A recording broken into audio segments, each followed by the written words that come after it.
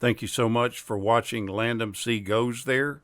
Please subscribe and hit the like button and the bell notification button. In 1982, we were introduced to a supernatural horror film that was directed by Paul Schrader. That movie was Cat People. It starred Natasha Kinski, Malcolm McDowell, John Hurd, and Annette O'Toole. It's a remake of a 1942 RKO Radio Pictures film that had the same name. The storyline is a sensual and violent horror tale in that Irina has the dark family secret, one that resurfaces dramatically when she reconnects with her estranged brother Paul. While living with her sibling in New Orleans, Irina finds herself enamored with a zoologist named Oliver Yates. All this happens while her brother makes his own advances towards her. It doesn't take long before the dark and dangerous curse of this family clan rears its feline head. British-based American producer Milton Subotsky bought the rights to the film from RKO and began developing a remake.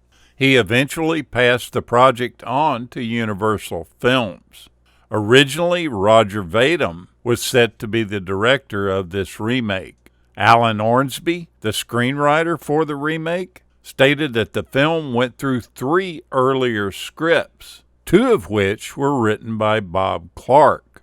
According to Ormsby, the director was really concerned that the movie would appear sexist, as the woman who was sexually intense had to be destroyed.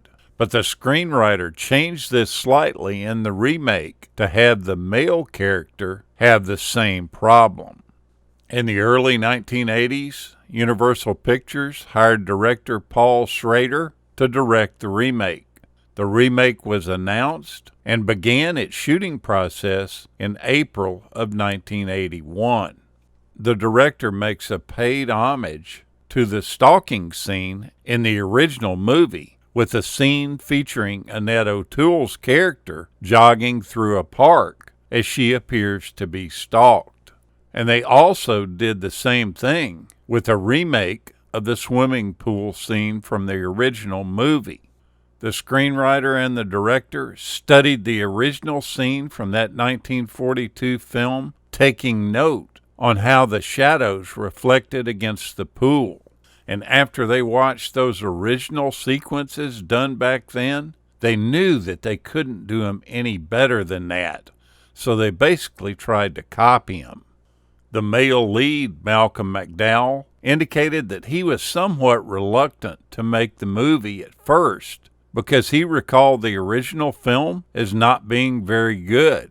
But he was convinced by the director to take on the material with its focus on the erotic horror elements.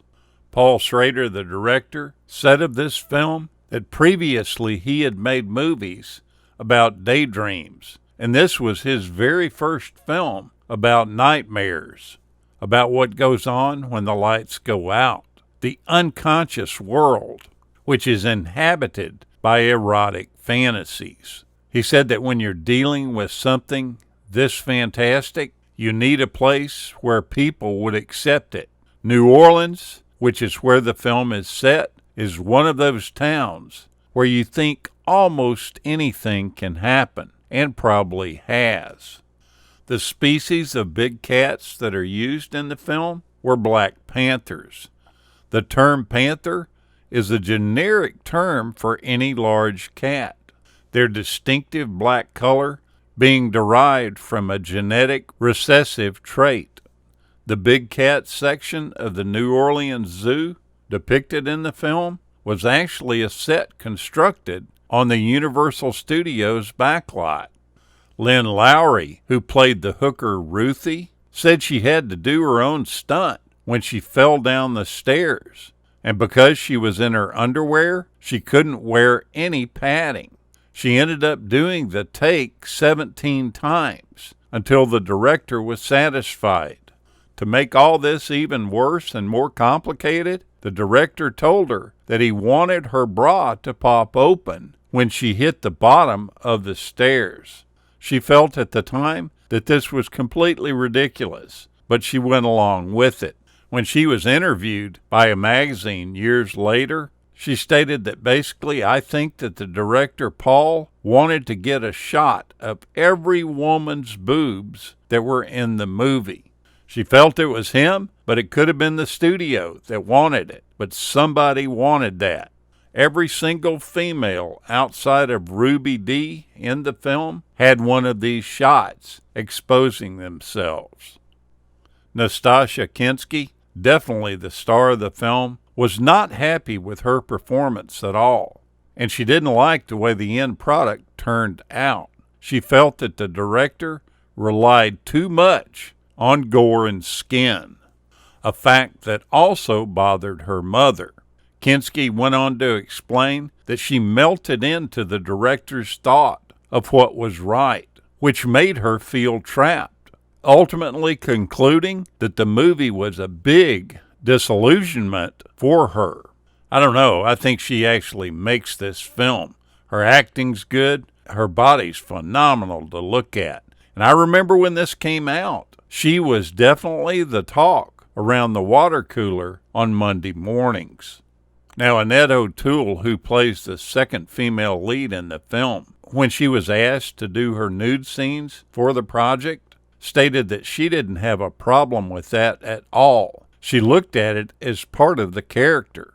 She said you read about it when you first get the script, and if you have a problem with it, you don't go in for that part. She states that to her, this happens to be her costume for that scene, and that the only difference is that it's a little bit colder than normal.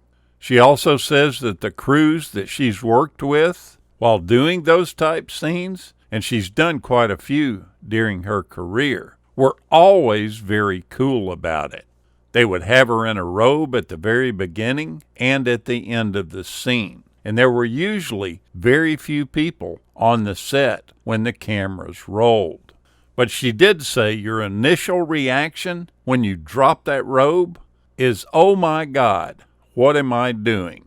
I can't believe I'm standing here without any clothes on.